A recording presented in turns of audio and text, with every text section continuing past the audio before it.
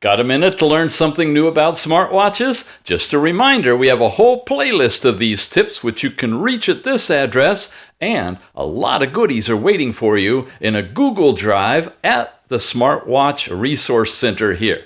Your 1 minute begins now. If you own an Android smartwatch, you have access to a really super low power mode that just tells the time. Here's how you access it. Long press and hold the power button. Remember the circle square we talked about? Just below that is something called Power Save. Tap on it and everything changes. Hit the cancel button and there you go.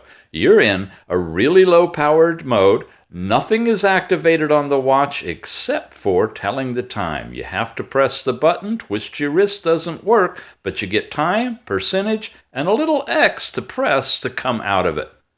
But some watches don't have the X, like this one. So if I press and hold, I go into Power Save, I cancel. There we go. The time, the percentage of power, but no X to get out of it. Also on this one, I can press and hold and make it a little bit dimmer. Press and hold, make it brighter. This is the Genesis. To get out of it, press and hold, hit cancel,